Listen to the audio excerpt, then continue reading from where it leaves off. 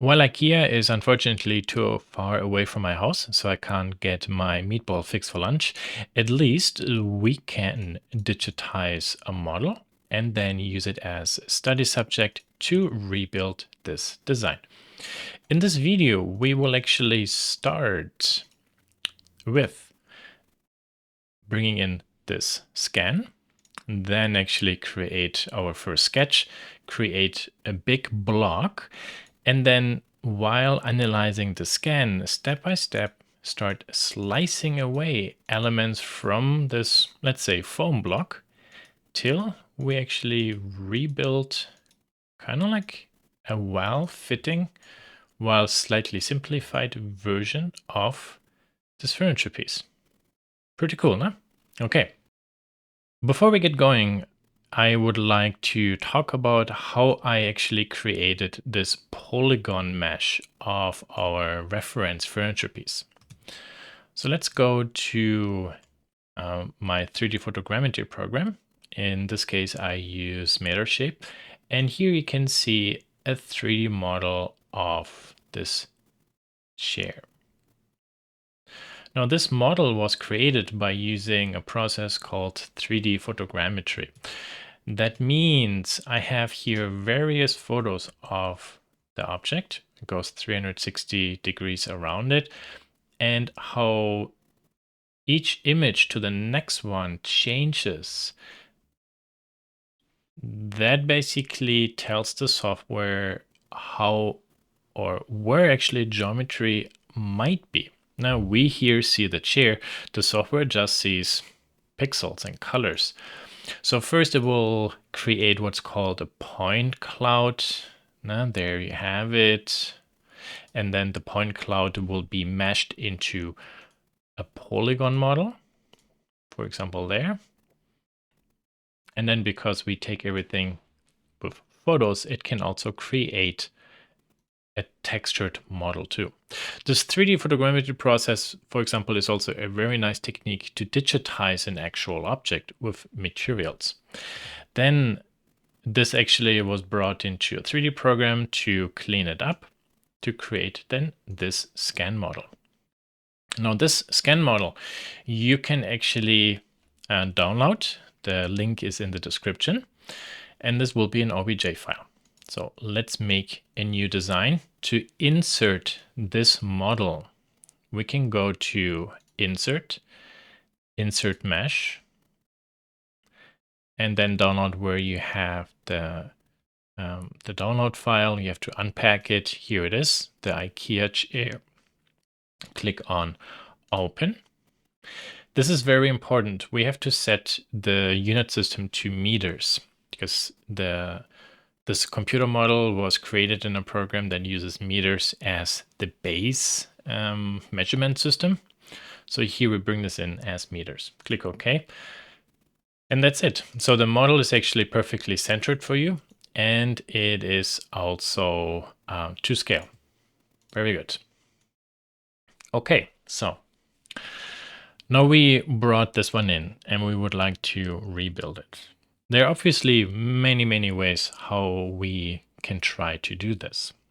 And we will do this in two phases. We will make first a study object, and then we will do a more detailed object, since we're also in the process of learning the software. Okay, very good. So from here we can see the sides are slightly angled. We are going to ignore that this is dipped down. There's an opening in the front. There's also an opening in the back. And when we go to the side, well, we have a very clean outline with rounded edges, and here is something cut out. So essentially, we deal with lots of flat faces and then rounded corners or edges. Okay, so how do we start now? So think or imagine you have a block of modeling foam, and now we're starting to carve this chair out of that block or piece of wood, and we go to a bandsaw. So first we need to create our basic building block. We go to the top view, we're solid modeling, create a sketch, and then we will create a sketch on this ground plane. rectangle and then click and click, something like this. Very good. I used the grid snapping to make this nice and symmetrical. And that's kind of it for the first sketch. Now we will make an extrude of this by, let's say, 800. So that's kind of like 80 centimeter. Now this block hides actually our view a little bit. So we can go to body, right click, go to control opacity and set this to 50%. So we can look into the cube and see actually this mesh. If we would actually make this out of wood, now we would like to kind of like cut the sides away. On this face, we would draw actually 2 lines and then go to the bandsaw and cut along it. Okay, so let's do the same. I will create a sketch on this face that is selected. You see how the grid is on that face. Now I can go to front view. And here is my line tool and I click somewhere, click horizontal and vertical and go back. Here I make this one horizontal. Very good. Escape. And now I can select this point and drag it around, maybe here to, and I position this. I will use actually the front edge as a reference. So this will not meet perfectly the back edge. Kind of like this. Okay. Yeah, that looks pretty good. And you see this sketch we created symbolizes a shape that is much bigger than the cube. That is very good because now we can go ahead and say extrude, drag it through the cube, click OK, and you see that it cut it. If we go back to opacity control 70% or 100, and there we can see what happened. So you can do the same on the left side, but I'm not really working with dimensions in the sketch. I work rather loosely, so I don't want to have to draw the sketch again. Can I mirror actually this task of cutting? Yes, I can. We can go to create, mirror. By the way, mirror was one of the hardest words for me to say. I always said mirror. Instead of an R, there was a W. But for years, nobody corrected me. So we go to features and then, so what's a feature? This is actually here. That's the feature. So this modeling feature, the extrude cut, I would like to mirror along. Now here's the plane, but you see it's difficult to click. 2 ways now to do this. We can go to origin and then move our mouse over the correct plane. So it's the Y and Z, or I go to the plane, hold the mouse key or press and hold it. And then you see this pop-up comes and YZ. That is what I want. Oh, look at that. There's a projection, click OK. Very good. Quick explanation. Why did I draw this one much bigger than actually the cube? It's simply, how could I say that? When you remove something, I always make the tool that removes from another volume bigger. So it's very easy for the software to understand where these 2 volumes intersect. Maybe an analogy.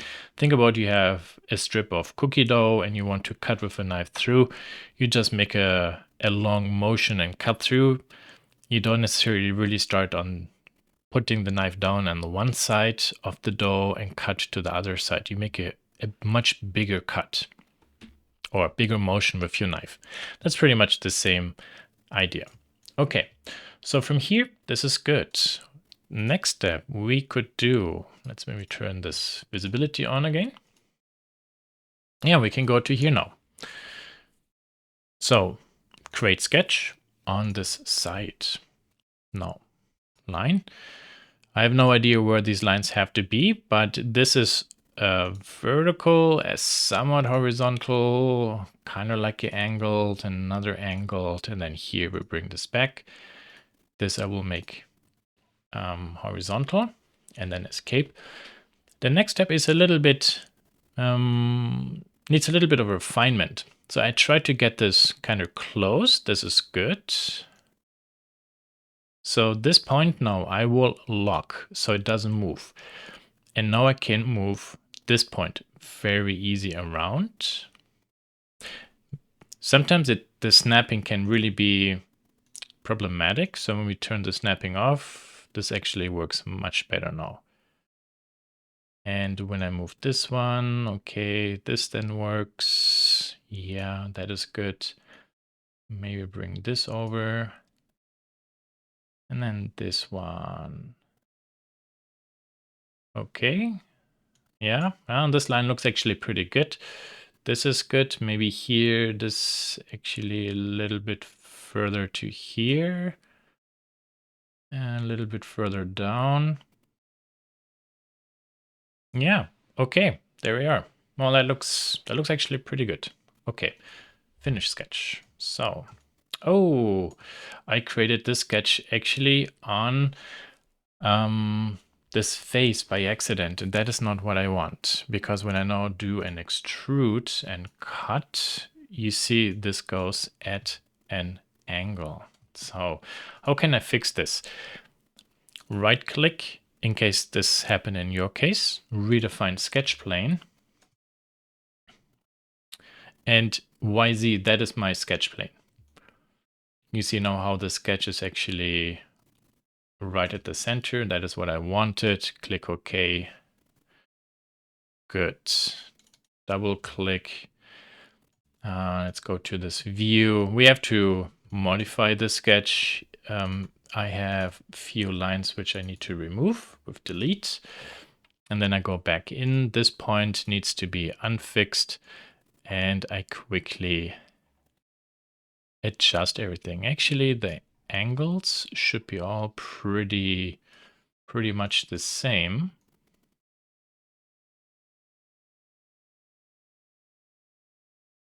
Yeah, there. Okay, very good.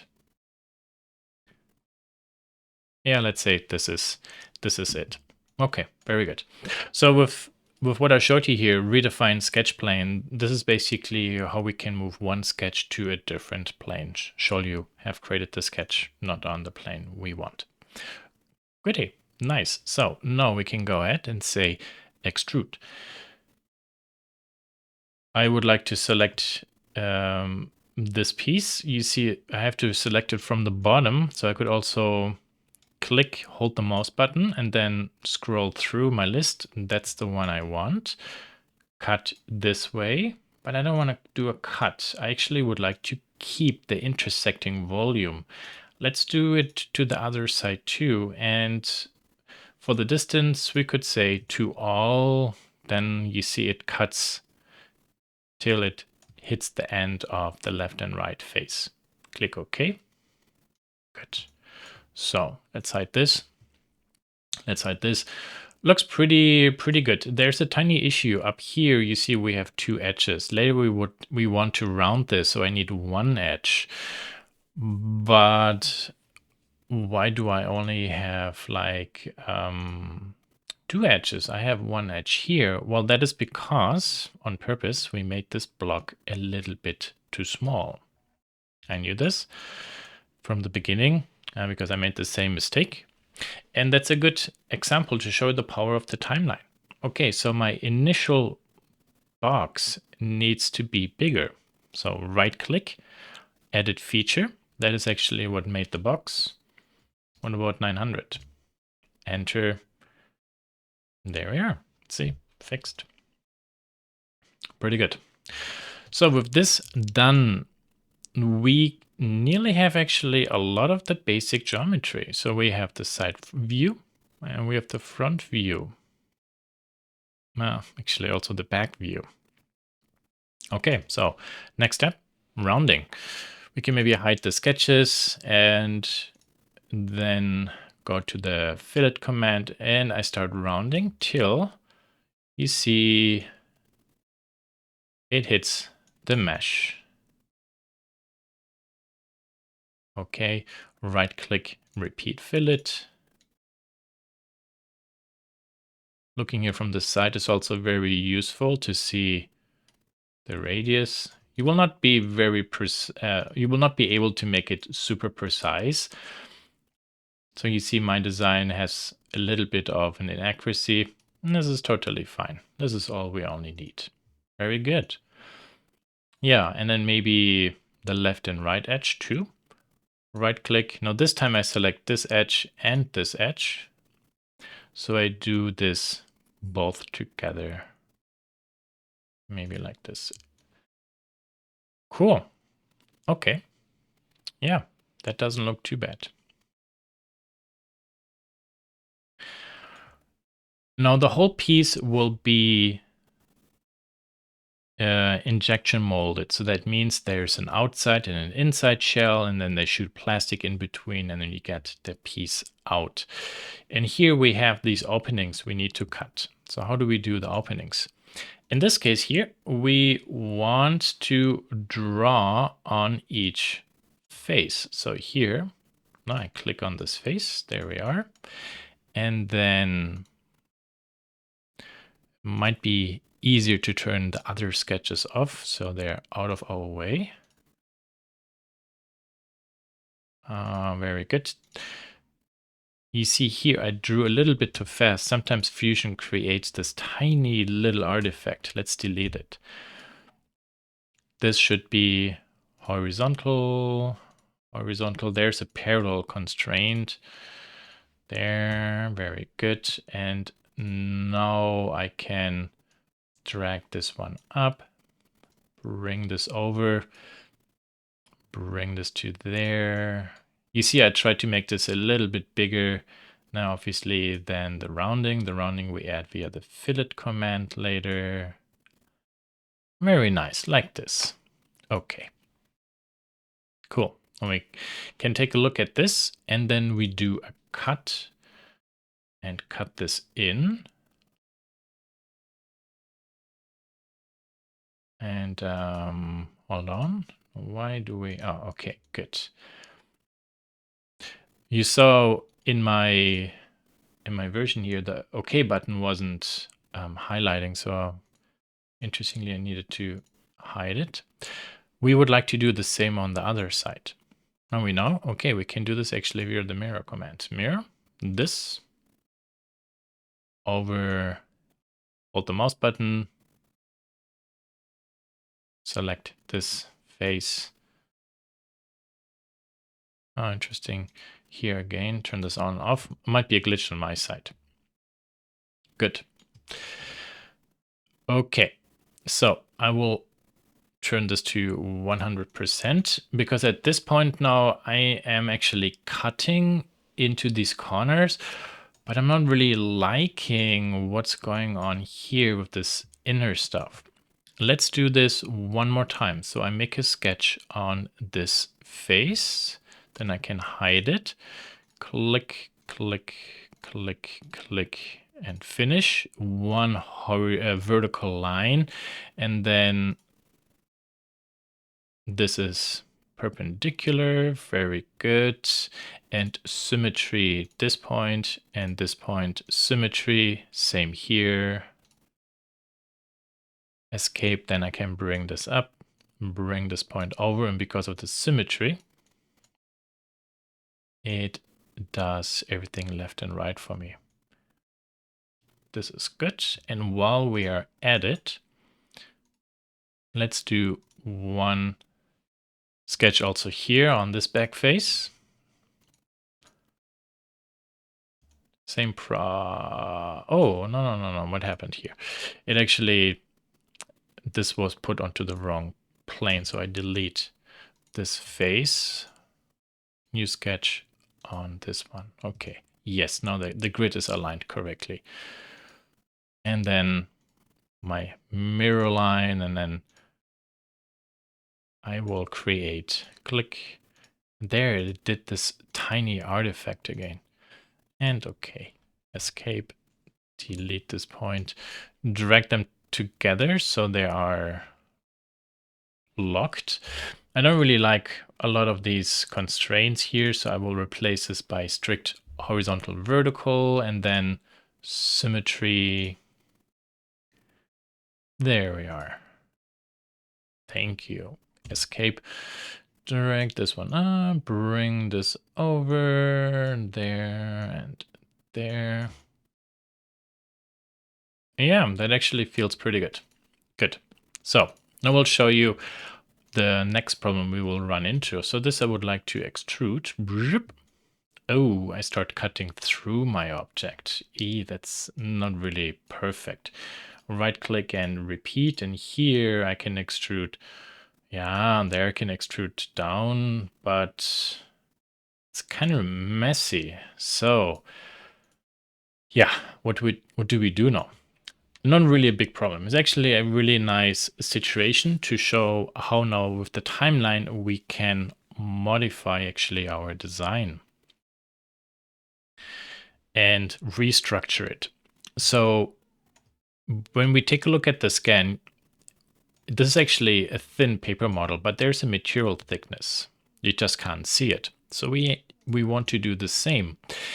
And before we actually do these cuts, so at this point, we want to core the whole design out so that all this will turn into like nice thick walls, not this major block. Because right now this is a really nice block actually. So to core it out, here, shell command. We select this flat bottom face, 10 millimeters. Very good. So this is 1 centimeter. Click OK. So now this is, as you can see, is a nice stable design because it has the interior is gone. We just have these materials. We created these sketches here before, and look at that. We can just now simply cut through there. Zuck, zuck, zuck. Super easy, no? Yeah. So you see, by having added this shell command before we cut through the sides, we changed the structure of this model. Again, this is one of the reasons why I really like actually working with the timeline. That would be more labor intensive without the timeline. And then we can round, at least it starts with an R too. We can round these edges. There we are. Okay, I just eyeball this right now. I'm not using the scan model as a reference. And there we are. Very good. Yeah. That looks actually pretty good and clean. And with this, we actually finished part 1. This is the simplified version. And then actually with part 2, we now understand actually how this chair can be built. And now we can actually think about, good, how do we build this midsection, and because we want this to bend down. So far, everything we built in our version here is very linear, so straight cuts. But here it's not. And that's going to be the content of part 2.